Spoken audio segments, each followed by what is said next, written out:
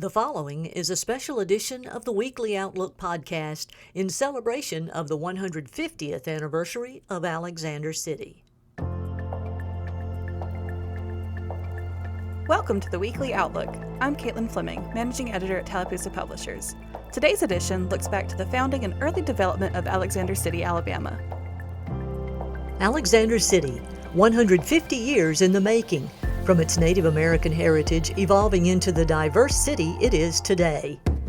Creek Indian villages once occupied the creeks and riverbanks of the area we now commonly call Alex City.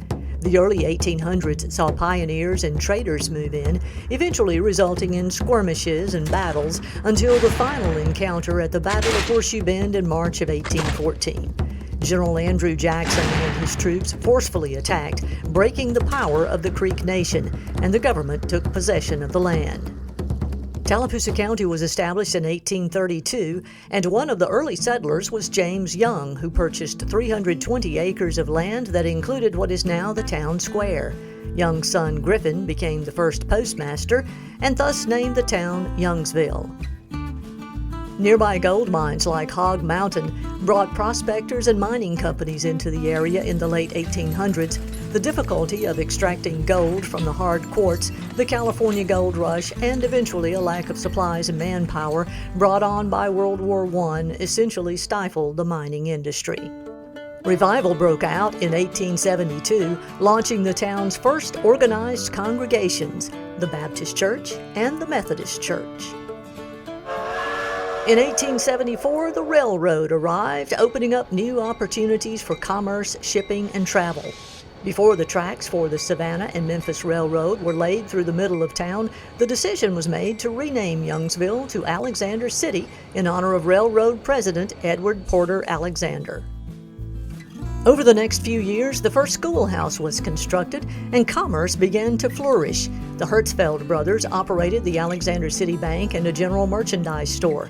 After partnering with the Hertzfelds for a time, Isaac Frozen bought out the brothers' general merchandise store, and Frozen's department store was founded in 1891. Cohen's Fair Store, Radney Furniture, Busby's Feed and Seed, and others followed.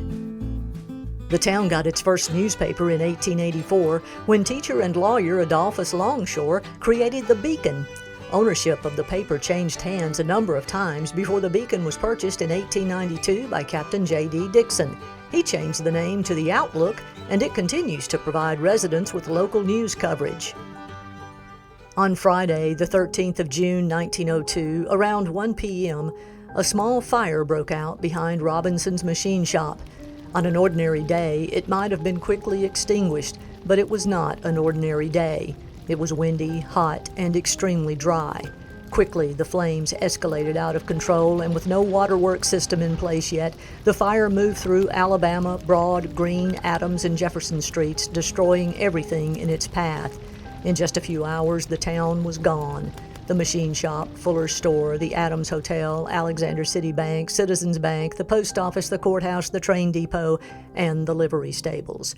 The First Presbyterian Church at the corner of South Main and Tallapoosa Streets was the only building in the business district to survive.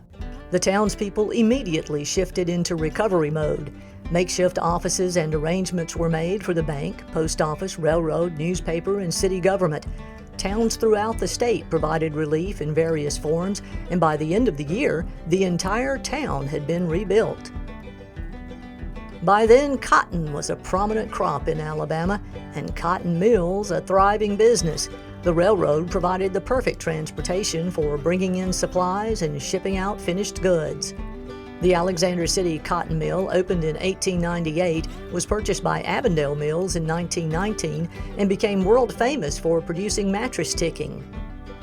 In 1902, 26-year-old Ben Russell purchased a small knitting mill and relocated it to Alexander City. With 6 knitting machines and 10 sewing machines, the Russell Garment Factory began producing ladies' and children's underwear. In 1908, the mill added spinning to its operations, and in the early 1930s, it began manufacturing woven cloth and athletic apparel. By 1952, the company employed 5,000 workers. Both Avondale and Russell developed mill villages with housing, churches, and schools for their employees' families. The mill's success was huge in the city's growth. But Russell didn't stop there. Along with his mill endeavors, he opened a foundry, hotel, dairy, bakery, laundry, wholesale grocery, the First National Bank that later became Alliant Bank, and a telephone company he later sold to Southern Bell. In 1926, Alabama Power Company completed construction of a dam on the Tallapoosa River. Named after Alabama Power President Thomas Martin, the dam created a 40,000-acre lake. The electricity produced by the dam and recreational opportunities provided by the lake added another growth aspect to the area that continues strong today. Over the next several decades, Alex City continued to flourish. There were good jobs, a bustling downtown, movie theaters, sporting events, and the lake. Local celebrities began to emerge. Perhaps the most famous was Louise Day and her daily doing show on WRFS radio. Life was good in Alex City. However, the turn of another century ushered in unwanted changes and challenges for the city. Many difficult decisions had to be made, but devoted citizens continue to cast new visions for the next 150 years of Alexander City, Alabama. Thanks for joining us for the special edition of the Weekly Outlook. To be notified when we upload our next episode, like the podcast on Spotify, Google Play, Apple Music, or wherever you listen to podcasts. You can support the Weekly Outlook by subscribing at alexcityoutlook.com/subscribe, or click the listener support link below.